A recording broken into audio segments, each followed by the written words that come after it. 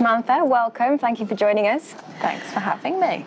So you are an award-winning actress and comedian. You starred in Lee Nelson's Well Funny People, which I think a lot of people will recognise you for. Your acting credits include The Crown, Called the Midwife, Silent Witness. You work regularly for the BBC on radio. You have your own UK tour. You write as well, and you are the founder of Penguin in the Room. You are a very talented and very busy woman. Very busy, definitely busy. Working hard, but busy, yeah. Yeah, and so much of that obviously comes down to marketing, which is presumably why you've ended up setting up and founding Penguin in the Room.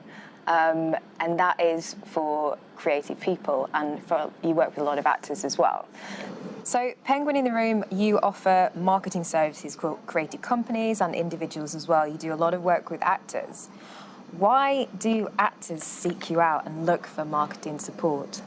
Well, I think it goes back to sort of me starting off the company, which is I'd always worked in marketing. So even when I worked in shops, I used to sort of lean towards the visual marketing and like get involved with visual merchandising in the shops, as in like what you put in the window that encourages people to buy.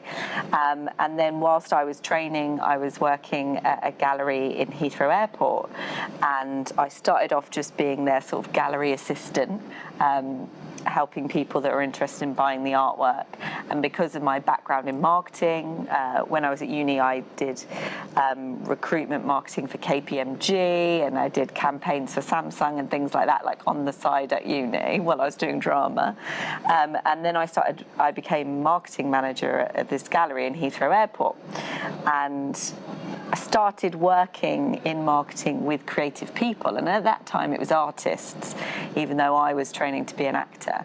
And I just found there's this weird balance between having a business which is all centered around you, and you are your product, you are your selling point, and you're your own marketing person, director, HR, invoicer. And I felt that there wasn't really any marketing advice out there for how you deal with being everything all in one. So I started working with these artists at the gallery, and they started asking me for advice individually, and then I graduated and I became a real life actor in the world. And I found that I was trying to negotiate exactly the same thing, which was how do I market myself, how do I get myself out there, and do it in a way which, you know, does propel my skills forward, but equally isn't just like, I am great all the time, definitely hire me on social media. So I kind of started trial and error with my own career and my own marketing, and then I did some courses to get the kind of background in social media marketing and things like that. And then Penguin in the Room came out of that, and now I have a whole team working for me. But I think the reason I work with a lot of actors is because I am an actor. And I've been through all of that training and auditioning and not getting the part and feeling sad, and also the side of marketing where you have to view yourself as a business in 2018. As I said, you are your product. You need to raise your profile, and social media is such a brilliant way of doing that because it's free. And we're not going to sit here as actors and say, yeah, as soon as you graduate you get a really big job and then you're rich. You're not. You have a part-time job, you're constantly working. Most of us are jobbing actors. There isn't a lot of money around to employ a huge marketing company to look after you. And I found that social media is an amazing free tool that can help you feel proactive on those days when you're waiting for a call, and can help you get yourself out there and get more work. So I do work with creatives from all industries, artists, authors. I work with unions and charities as well.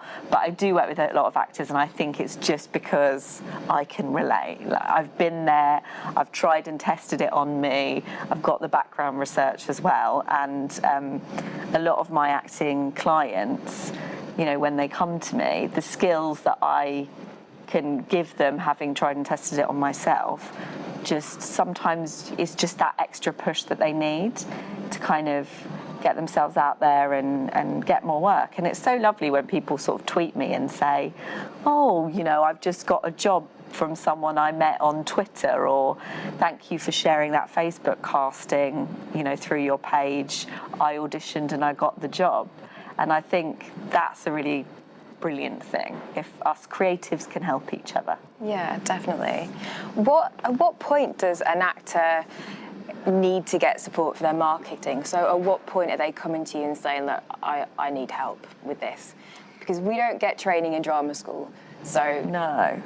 Well, a lot of drama schools are getting slightly more interested in it. Some drama schools have contacted me about talking to their students, but I think there's still maybe with some drama schools, an idea that you don't need social media and it's all about the craft. And obviously it would be amazing if it was all about the craft and you didn't have to do any marketing. That would be great. But the problem is you can be a brilliant actor in your bedroom, but if no one ever sees you or hears about you or gets a chance to watch your work, that's where your career is going to stay. So I do think marketing is a really important tool, and it does need to be recognised within the acting industry a little bit more. I think it would be great if we got marketing training at drama school, and because you do get a bit of, you know, accountancy training and things like that, because you're going to be self-employed. I think that would be really useful as part of the business package, because a lot of actors do come to me. It's never too late, but a lot of actors do come to me sort of further down their career, further along, or when they're in the midst of a huge project and then they think, oh, I can market this because I'm in the Crown now or something like that. And actually what we want to do is start way, way back. You know, you want to get your branding sorted, your message. You want to focus in and start creating a sort of fan base as soon as you graduate, as soon as you start acting. Really, so straight away. Literally straight away. I mean, graduates contact me, and I always say, this is brilliant. Thank you so much for getting in contact, because this is exactly the time that we should be starting your marketing, because that's when you start your business. And, you know, if you were starting a drinks business or a dress business, you would straight away think about marketing. You wouldn't just go off and make dresses and then sit in your room and go, all right, who's going to buy a dress? You know, marketing would be a huge part of your strategy. And I think as actors and creative freelancers and companies, we need to be aware of that from day dot. Yeah. Marketing is so vast, and it's, you know, it's obviously quite important to have a strategy and to understand who you are, what your branding is. So how do you kind of help people hone in on their brand? What actually is a brand? So I think what I try and do in my company is not do too much marketing jargon, because there's a lot of it. You know, if you search on the internet for marketing advice, there's a lot of sort of ROI, KPI, you know, jargon that as actors isn't generally in our day-to-day language. So I think brand is a big one of those marketing words, but what I would say is it's just how you sell yourself. It's just, you know, wrapping up what your product is, which is you, what your acting ability is like, the sort of roles you go up for, the kind of way that you work, all wrapped in with your personality. It's your USP, it's what makes you different. So, you know, there could be 3 actors in a row coming in for this audition, but each of them will be an individual, and they will individually bring their own skills to whatever that role is. So your brand is all about telling me what your individual skills are. So those things that really make you stand out. Yeah, and of course that can evolve like we do as people. You know, when I graduated, my brand was very different to what I am now. You know, I started as a straight actor, and then I started doing more comedy. I only started stand-up comedy 5 years ago.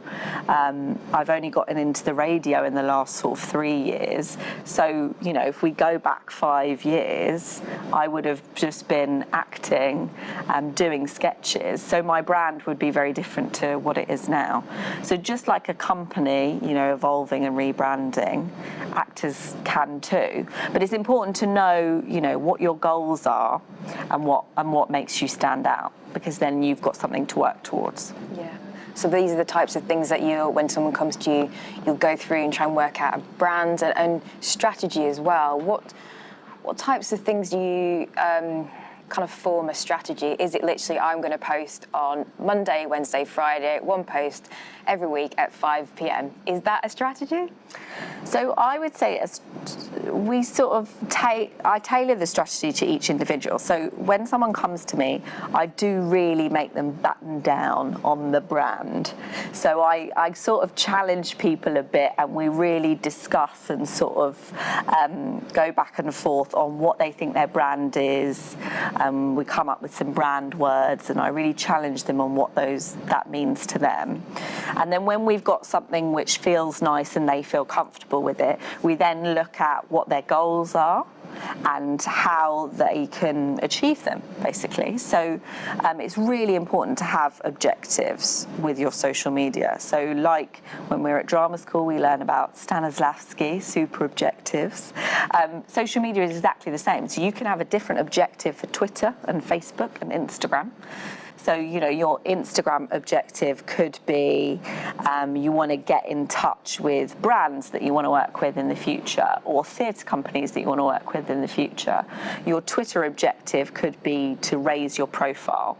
So that could be done through brand association. So that is, anytime you're in a production with, say, the BBC or a big theatre company, I don't want to say the Globe, because it's not like we're all performing with the Globe every day. But, if you're performing at the Octagon, when you're doing that, just linking yourself in with their brand. So every time you talk about it, you're tagging the Octagon in with your tweets, and you're retweeting things that they're saying, and you're sharing behind the scenes snaps. So there's different ways of achieving each objective, but I really encourage people to have a goal with each network, because then it's much less like, what can I post today? I'll do a picture of my lunch, which I would not advise. It's all kind of moving towards a certain goal. So the strategy is all wrapped into what your goals are.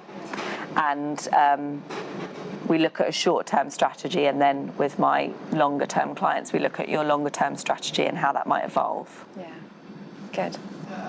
10 years ago, we didn't really have social media, did we? Marketing has changed so much. How have you seen it change personally in your career, and why did you found Penguin in the Room? Yeah, well, so obviously 10 years ago we did have some social media networks, but we didn't have a lot of the more popular ones today, like Snapchat wasn't around. I guess everyone talks about the social media revolution. So now it's become such a huge part of our lives. We see all these articles about millennials, being on, apparently I'm a millennial, being, on our phones all the time and not interacting with the world. What I would say is social media is actually a tool to help us interact with the world more and with other people. It's all about people connecting with people. And you should absolutely have real life experiences, but you can also have amazing, engaging connections through social media with people all over the world. So it's an amazing tool.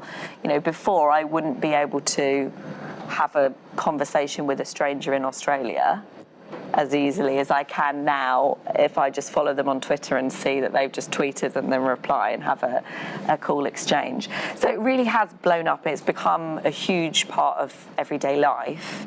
And of course, there are always the newest social media network. Sometimes people come to me and say, and I do social media all the time, and say, have you heard about this new network, blah, blah, blah.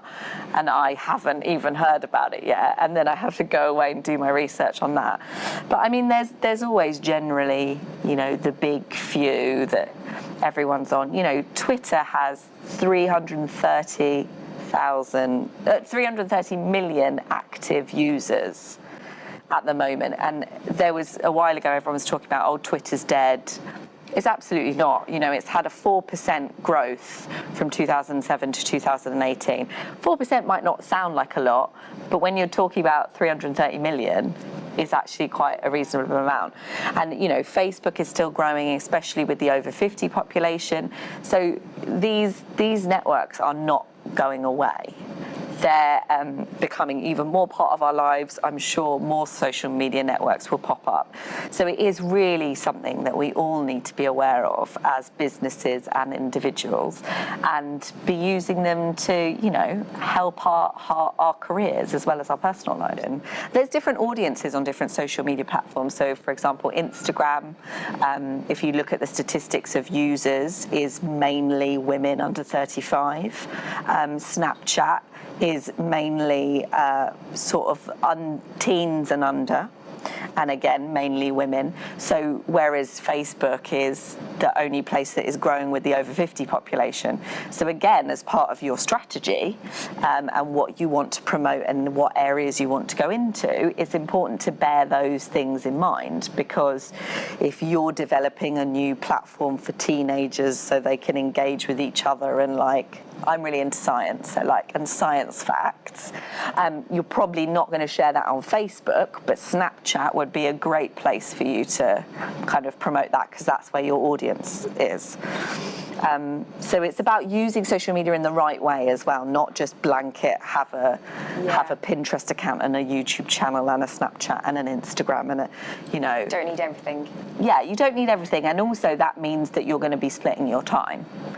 Whereas I would rather my clients have one network or a couple of networks that they do really well and they respond in real time and are very active and engaged on, and their followers are engaged, than them be present on every social media network there is. So there's not one specifically that's better for actors. It really depends on what your goals are.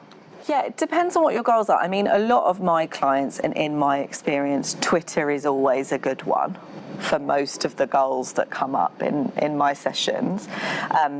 We also, my company, Penguin in the Room, we manage people's social media accounts. So we manage, for example, we look after the Actors Guild, so we tweet and Facebook for them. We also look after individual actors and artists and creatives as well as charities. Twitter does tend to be a good one. You know, with a limited amount of time, you can get quite good results with Twitter, especially in the creative industries. But again, yeah, it is all about what your goals are and what sort of strategy we're looking at for you. But if there's one that you're watching this and thinking, oh, I want to join one, but I don't know which one, and I'm an actor, and I'd start with Twitter and see how you get on. Yeah, and it's not just posting a picture, making a comment. It's, from my understanding, more about getting involved in people on there and having conversations. Is that right? Yeah, so it's people talking to people. It's all about engaging. It's also quite informal, Twitter. So it's, you know, you don't have to write your tweets like you'd write a letter. You know, it's about chatting, it's about bringing out your personality. That's one of the biggest kind of improvements or tips that I always give my clients. It's just always more personality. You know, if I chat to you on Twitter, I want to feel like I've chatted to you in real life. And so many people, you know, will say to me when I meet them in real life, oh, I feel like I know you already because we chat so much on Twitter. And that's what you want, because as an actor, you know, there are quite a lot of us. And, you know, with something like a casting director, for example, the pool of actors a casting director doesn't know is so huge. So if you can get into the pool of actors the casting director feels like they know a bit, you know, you're already one step ahead. Yeah. So if you can't do that because they haven't called you in, or your agent hasn't got you that audition, or you've only just graduated, if you can do that by interacting with them on social media, for example, and I don't mean just tweeting them and saying, hello, please watch my show reel. I mean having like meaningful conversations, looking at what they're tweeting or Facebooking, or maybe replying and commenting if you see that they've just won an award or a project that they've cast has done really well, maybe saying well done. You know, if they can start feeling like they maybe know you a little bit, even though they haven't met you, you're one step closer in that pool of people they feel like they're getting to know. Mm. I think for some actors, it can feel, social media can feel overwhelming. Maybe the fear of getting it wrong, saying the wrong thing, not knowing what to do, perhaps. You know, we're not taught how to do it. Yet I think feel, and I know from conversations I've had with actors, I think there's a pressure to do it. What's your thoughts on that? So I think a lot of people have spoken publicly in the press that, you know, that maybe some actors have got roles just because of their social media following. And I want to say, you know, obviously as a trained actor, I don't think that's right. I think an actor should get the part because they're right for the part, they've done a good audition, they've, you know, shown that their talent means that they get the role rather than their social following. But what I would say is, hopefully you've got the talent, you've done the training, you've done the experience. How can you make yourself stand out? Having a social following on top of your talent isn't going to help. It isn't, you know, it's not going to hinder you in your career. I think, yeah, a lot of actors do feel a lot of pressure to be on social media, but that's because it's so abundant, it's everywhere, people are talking about it all the time, and there is that fear, but I think having that fear is good, because social media is a public forum, it is marketing. Someone can take your tweet and put it in a newspaper, and that will be taken as your opinion. So I always say to my clients, if you wouldn't put that tweet on a billboard next to a picture of your face, don't click send. So having that fear is good, because it means that you won't tweet something silly and offensive and something you haven't thought through or you don't believe in spur of the moment. Because Twitter, it is fun and you can engage, but it is a marketing tool and it is public. So you do have to be careful about what you say. I would say never slag anyone off on Twitter, because you never know where you're going to be in the future. You know, who you're going to be working with on your next film or commercial. Don't burn any bridges. What brand you're going to be auditioning for. You know, I think if it's something you truly believe in and feel strongly about, and you feel that you'd stand by that opinion and you put it on the billboard, then go ahead. But on the whole, just have your anger in your private WhatsApp group, or ring up your best friend and rant at them, and just don't put it in that public forum. But I think having the fear is actually a good thing. But, you know, if you've got a goal and you've got an objective, then you won't be doing those ranty, angry tweets, because they won't be on objective. Okay. So keep it professional. Yeah. Yeah. And also keep it on objective. You know, that doesn't mean talk about yourself all the time, because again, you know, social media is a conversation. If I talk about myself the whole time, you're going to get bored. But if I tell you a bit about myself, and then I also say, oh my God, have you seen that amazing play that's on, you know, in the West End or at the King's Head? You know, oh, it's brilliant. I went to see it. I think they're doing a ticket offer at the moment. Or I've read this new awesome book about auditioning, or, you know, if I'm useful and interesting for you, but I'm also telling you stuff about what I'm doing, then that's going to be a nicer conversation, and social media is exactly the same. Is there a percentage that you actually have in mind for the amount that your tweets should be about you, and then the percentage that is something that you're offering information that's 50%. 50 or less about you. That's interesting. A lot of people are literally 100%, aren't they? Yeah. Yeah. And, you know, I have a lot of clients that come to me and say, I'm losing followers, I don't know why, or my follower account has just plateaued and I'm not getting any new followers. I don't think you should put loads of stock by followers. I would rather you have 50 followers or likes on your Facebook page, you know, like 50 Instagram followers that are super engaged and like comment on all your pictures and like all your pictures, than you have 1,050 and none of them are interested in the output that you're generating. So it's all about a loyal, engaged fan base over a huge one. And actually, you know, loads of people are getting on board with that now. A lot of brands who, you know, will gift items to bloggers or influencers, as they're called, are now not just looking at social media influencers who have 2 million followers, they're looking at the ratio between your follower count and your engagement. Good. And actually, if you have 2 million followers, but none of them like your posts or comment or engage, then they're not going to gift you their things because no one's engaging with your posts, so why would they? So actually, I think it's all about a loyal sort of fan base. But a lot of people come to me and say, I'm losing followers or my followers have plateaued. And as soon as I go through their posts, I'm like, well, why do you think people would follow you? Because of course, people will follow you to keep up to date with you and your career and what you're up to. But again, it's a conversation. Be useful. Yeah. And keep them up to date. That's going to be so much. As I said, you know, I retweet castings for other actors and interesting articles that I read and things like that. And we do with Penguin in the Room as well. You know, on Twitter, we're at PR Arts Marketing. Give us a follow. And we're on Instagram and Facebook as well. And we've got a blog. But we try and share useful information. So we do like Twitter tips, but we also share, you know, who won at the Olivier Awards and stuff within the creative industries that our followers are going to be interested in. And then every so often, you know, we'll be like, we're doing a workshop, you can buy tickets here, because hopefully our following are going to be interested in coming to that workshop. But more than that, you want to immerse yourself in whatever your industry is in that world. And if people think, oh, I'm going to follow Penguin in the Room because they always know what's going on in the acting world, then, you know, that's actually more valuable to me than people buying a ticket to a workshop. Do you think that actors should be taught about using social media during their training at drama school?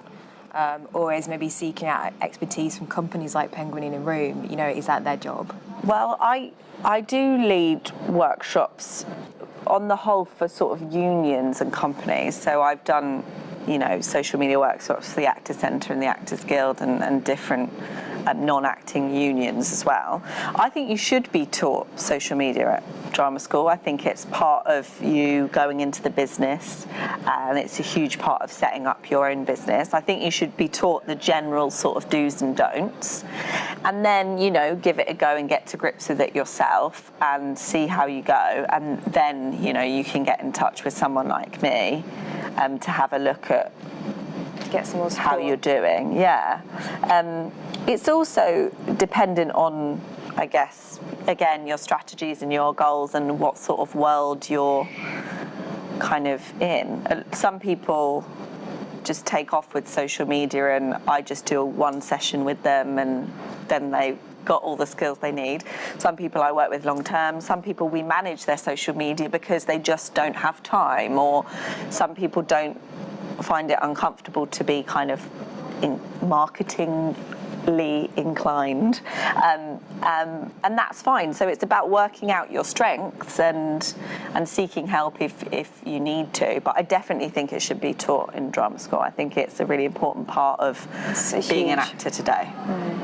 It can be really quite difficult to stand out on social media because there's so many people on there, so many companies using it. It's massive. What advice do you have for actors to really stand out from the crowd? Yeah, so my advice for standing out on social media is be yourself. Yeah. You know, we're all individuals, we have different strengths, we have different opinions and beliefs, and that's what makes you stand out in real life, and that's what makes you stand out in an audition, because you bring you to whatever that part is that you're, you know, acting. So it should be the same for social media. So bring your personality to it, you know, if you're funny, you know, I do stand up, like if you're funny or you like making people laugh, bring that to social media and, you know, make jokes or be quirky or be witty. Whereas if you're, you know, really serious and you're much more interested in sort of classic theatre and the history of theatre, you know, bring that to your social media. I'd be interested to find out, you know, the history of different theatres, if that, maybe photographs. I have a lot of photography clients and we share historical photographs of productions at the Globe and things like that. And, you know, loads of people are interested in that. So you don't have to be really witty and funny all the time, because, so, you know, that's what we see a lot on things like Twitter, and those are the things that get retweeted. You know, just be you, bring you, but be clear and focused and have your objective, and you'll stand out in that way. Yeah. So I just want to talk a little bit about marketing as well. Other than social media, what means of marketing should actors be using and considering? So you should be on Spotlight. Also, I think it's really important to Google yourself. I know it's like the acting cliche, and sometimes my husband finds me Googling myself and he's like, oh, Sam. But it is really important, because that first page of Google is like your book cover. You know, if people are looking you up on the internet, it's important that you know what they're going to find. So do Google yourself, see what comes up on that first page of Google particularly, because if you find that, you know, some sort of review from when you were at drama school comes up, and that's first, or your Twitter account comes up which you don't use anymore, and you've said some weird things that aren't acting related on there, and that comes up, know that people are going to click on that and make a judgment about you from that. So it's important to know what's coming up, and then there are obviously things you can do to try and bump those down. Now, when it comes to the internet, there's something called SEO, which is a lovely jargony word, which means search engine optimization. So people do this as a full-time job, right? So it's really complicated, but on a very basic level, when you put a search phrase into Google or any other search provider, Google is taking those words and seeing how many times they appear on websites. And it's taking those websites and cross-referencing them with websites that get the most hits, so the most clicks and visitors. So Google rations that if your search phrase, for example, Samantha Baines or Penguin in the Room, appears 20 times on this website, and this website gets 1,000 hits a day, that's probably going to be the most relevant website. Yeah. And that's why it will appear in your Google search. Now, it is much more complicated than that, but on a very basic level, that's kind of what we're looking at. So with trying to get things off the internet, you can't delete them. Have a lot of people coming to me saying, can you delete this? You can't, but you can do things to bump that down on Google search, and social media is a great way of doing that, because if your handle on social media is your name, every time you tweet, that repeats your name, so that's that search phrase. And with, as I said, on Twitter, 330 million active users, that's getting a lot of clicks. So straight away, if you start regularly using your social media accounts, they should start coming up on that first page of Google, and that might bump some other of the things you don't want to be on there. So definitely Google yourself. You should be on Spotlight. I don't tend to talk about the other non-Spotlight actors' website listings, just because they're businesses in their own right, and I don't want to, say anything bad about anyone else's business. If someone asks me directly, I will suggest, maybe streamlining that, so you can take a lot of acting sites that you have a profile on.